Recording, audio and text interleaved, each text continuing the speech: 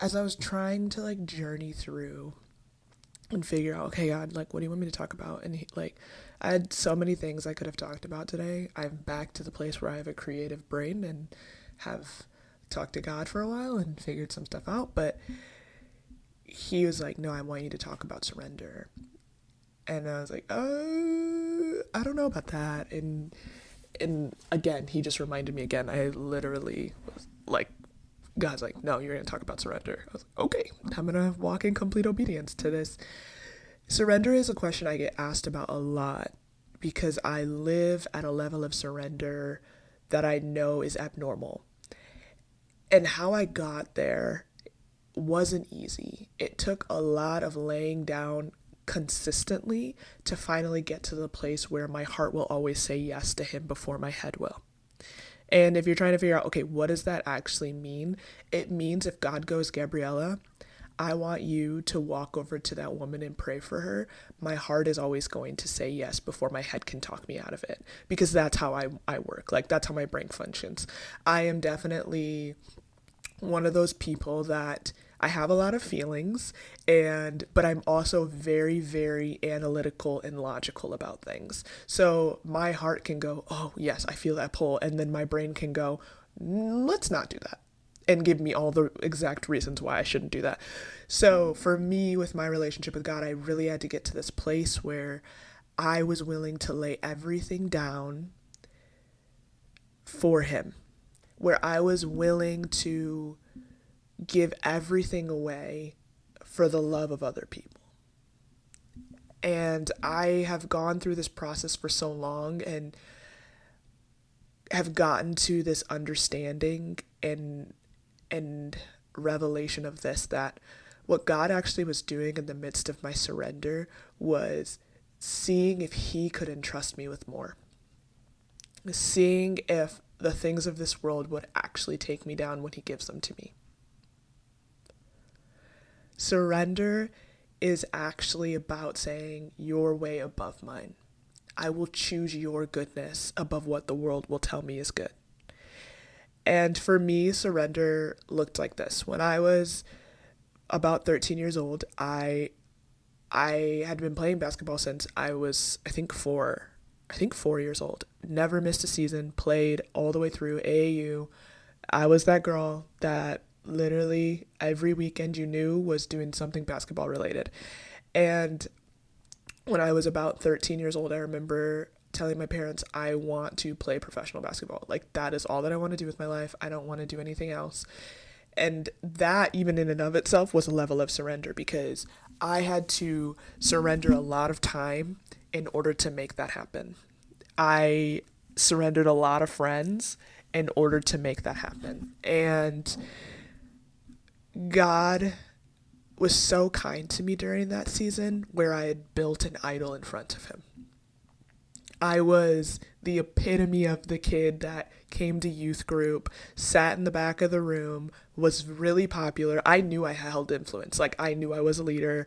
I like walked in the room and I knew people wanted to talk to me and be my friend, but I really couldn't give a rip because I was only thinking about the next minute I'm going to be in the gym. And I just remember this weight of not feeling close to God in the midst of choosing everything else in front of him. And what I had equated to a relationship with Jesus was this: I'll pray before my game and I'll listen to a worship song before my game to give you all honor, but that's the extent of our relationship.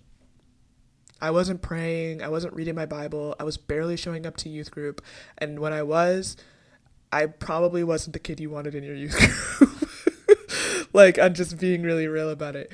But I just remember getting to this point, this culmination point where I had graduated, I had signed to play with this school that I loved. I loved the coach. It was in Iowa, and it was just going to be this amazing experience. And I knew it was going to be an explosive moment to the next level. And I remember I was working at a summer camp the whole summer, feeling weighty, doing workouts at like 4 a.m., feeling the weight of my decision to not obey God. And here's where I wasn't obeying him in surrender. It wasn't just that basketball was my idol, it was that God was calling me to ministry, and I had known it since I was 16 years old, but I was refusing to let go of my dream. And that surrendering of the dream was one of the most pivotal moments of my life. I remember I was on a basketball court, I can still see it, on the outdoor basketball court, working out. I remember I was supposed to play basketball with like a couple of my friends and my brother. It was like we were going to get up at like 5 a.m. and we were just going to play basketball, and then we would go and do like whatever we had to get done that day. And none of them showed up. And I remember I was like so ticked off because I'm not a morning person. So I was like, I would have stayed in my bed, in my warm bed. But I decided to work out anyways. And I remember like feeling just like this wave of emotion come over me. And I like sat down in the middle of the court and I looked up at the basketball hoop, and I remember God going, "Are you going to give it to me now?" And I broke down, like lost it, like ugly sobbing, just broke down. And I'm sitting there at 18 years old, with the weight of the world on my shoulder, knowing that I'm going to let down my parents because I'm about to surrender everything that we've worked so hard towards. I'm going to let down my coach and my team because they're expecting me to show up next week. I was supposed to go to preseason the next week. I'm letting myself down because of all the time that I've taken to spend building myself to this level. And I remember that moment where God's like, "Are you going to give it to me?" And breaking down and getting on my hands and knees before God and telling him I'm so sorry. Like, I'm sorry that I thought I knew better than you did, that I thought I could take my dream and not put it on the altar. I am so sorry. And laid it all down, got up, called all the people I needed to call. It was the hardest 24 hours of my life in the sense of letting people down. It was so hard to have those conversations. And I remember my coach was so gracious to me, just so kind, to be like, "Hey, it's okay." And he also is a Christian, and I told him like what God had told me and how I needed to give it away. And he was like, "I'm glad that you're obeying God over doing what you want, because that probably would have caused more issues than you realized." And him praying over me and the love that he showed me for like this 18-year-old that's scared.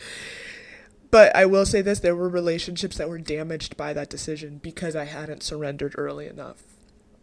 And it was a struggle and it was hard, but it was beautiful.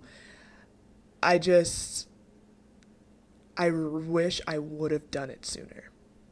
I wish I would have lived in the level of surrender that God had asked me to live in. Because what I have done in my life, because I laid down one thing and then continually began to lay things down. After I laid down that idol, I literally went and I laid down my friends. I went and I laid down my time. I went and I laid down every single dream that I have. I said, "Okay, God, here are my dreams. I have these dreams, and I'm willing to lay them on the altar," which is scary. It's a really scary thing for a lot of people to do, is lay down their dreams, because everybody believes, well, God wants to fulfill my dreams. But when you realize that when you get locked in love with him, his dream becomes yours, and it gets even more beautiful. It no longer becomes about you. You don't even realize it's happening until he's transformed you and renewed you. I used to dream about filling a stadium for a basketball, and now I dream about filling a stadium for a king. I used to dream about being exponentially wealthy, and now I am dreaming about breaking chains off of sons and daughters. The dream shifts. The things that I thought that I wanted, that I cared about, no longer matter. It is all locked in love to the one here, which then overflows to love to people. Surrender is hard sometimes. There's got to be some of you guys right now that are feeling that tug of like, man, I need to let this go. I need to lay this down at his feet. And it's hard. It's not easy. It's not always fun, but it's always beautiful. And he always redeems whatever you've laid on that altar. I got asked this question of, I don't know how to give him everything. And here's all you do. Like that 18-year-old girl that sat on that basketball court. You get in a quiet place and you tell him all the things you're giving to him. And you leave it there. You don't pick it back up. You leave it right there at his feet. Surrender is so much deeper than we realize sometimes. I had this thought this week about how God can't use whatever you're not willing to surrender. Whether it's control, whether it's success, whether it's identity, whatever it is, he is waiting for you on the other end of your surrender.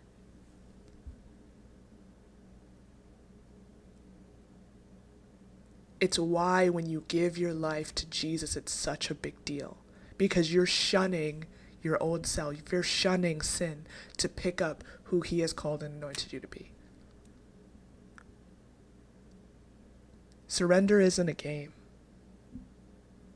It's a daily process. It's not something where you go, I'll give a little bit of this, but you better give me something. No, I don't surrender off of what he's going to give me. I surrender because I love him.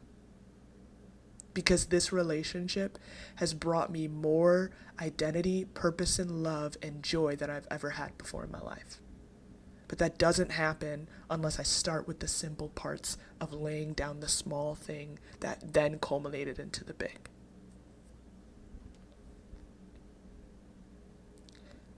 A lot of Christians struggle with their relationship with God because they don't live in a heart posture of surrender.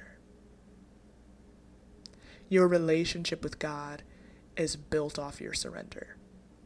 And here's what I mean by that. You have to surrender your time to spend time with him.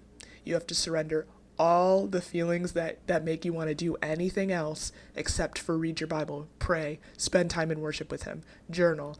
You got to surrender in order to step into that. What are you surrendering to? Your flesh, your feelings. Wild that you have to surrender to yourself in order to build relationship with him. But then culture is teaching you that you don't have to give anything to have everything.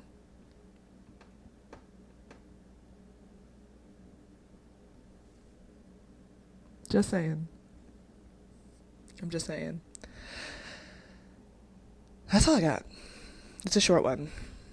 I hope you guys enjoyed that. I can break down surrender at deeper levels if we really need to, but I'm telling you, you want to dig a deep well, you better start surrendering some things because the well can't get full without space, without room. All right. I hope you guys have a good one. By the time this goes up, I will be moving, which is kind of wild. I'll be like living in a different state. Wild stuff. All right. Have a good one. It's been real. I keep forgetting to look at the camera too.